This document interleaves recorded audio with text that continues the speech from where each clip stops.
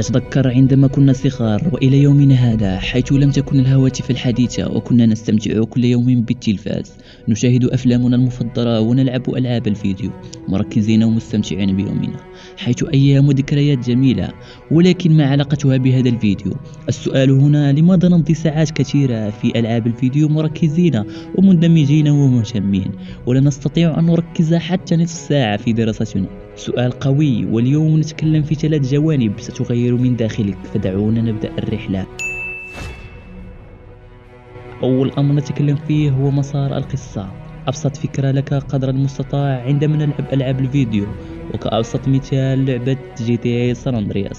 ومن لا يعرف هذه اللعبة الكل جربها، إنها لعبة جميلة جدا، وفي هذه اللعبة يجب عليك اجتياز عدة مراحل أو مستويات للوصول إلى مبتغاك، يعني هدفك الصحيح. أما في الدراسة فلا يوجد هكذا الشيء، تجلس على كرسيك ولا تعرف إلى أي مرحلة أنت، هل اقتربت من هدفك أم بعد، فقط تدرس وتدرس صفحة وراء صفحة، وراءها بحث ووراءها فصل. إذا عرفت الفارق الآن، ولكن كيف سنغير ذلك؟ الحل هو أن تقسم رحلتك إلى مراحل، بمعنى آخر المادة التي لديك تقسمها إلى فصول محددة، وابدأ بإنجاز الفصول بالترتيب. فأنت الآن تعرف مكانك بالضبط في هذه المادة، هل مشيت جيدا فيها أم تأخرت؟ قم بعمل ذلك إلى كل المواد التي لديك وتابع تقدمك باستمرار. حسنا، الآن كيف أعرف إن تجاوزت هذه المرحلة أم لا؟ الجواب باختصار: قم باختبار معلوماتك لهذا الفصل، أحضر الأسئلة عشوائية منه وابدأ بحلها، وحاسب نفسك على كل خطأ. وعندما تنجز الاختبار بشكل جيد، ودع المرحلة وانتقل إلى المرحلة التي تليها.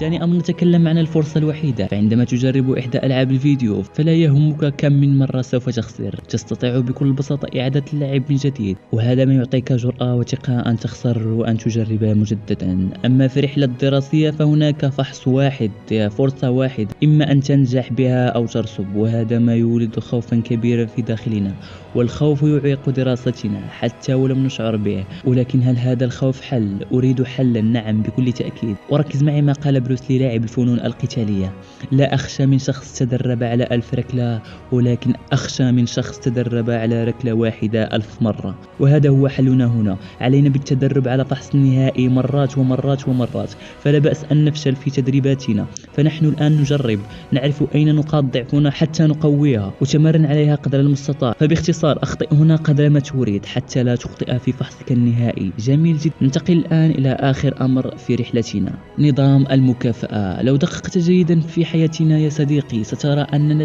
لن ننفذ أي فعل إلا كي نحصل على شيء معين. نأكل كي نشبع، ننام كي نرتاح، نلعب الرياضة كي نغير أجسامنا، وحتى نشاهد هذا الفيديو كي نستفيد قليلا. ولكن سؤالي هنا: لماذا ندرس؟ فبعد 10 ساعات من الدراسة الكثيفة هل ستتزوج الأول فورا؟ أبدا، لكن ستشعر أنك أنجزت ما عليك وهذا يريحك. ولكن ماذا لو أضفت مكافأة سخية بعد إنهاء كل فصل أو مرحلة؟ وأقصد هنا حلقة من مسلسل طعاما تحبه، أي شيء يفرحك قليلا. لا تستخف أبدا بالمكافأة، كافئ نفسك على كل عمل تقوم به. أعلم أنك لا تكافئ نفسك. جرب هذه الأمور ال3 بعد هذا الفيديو تماما، وعد إليه لنرى الفارق. والآن أخبروني من قلبكم، هل أحببت هذا الفيديو؟ شكرا. كان معكم يوسف، أقدم لكم ما يقدرون الله على إفادتكم. في أمان الله ورعايته.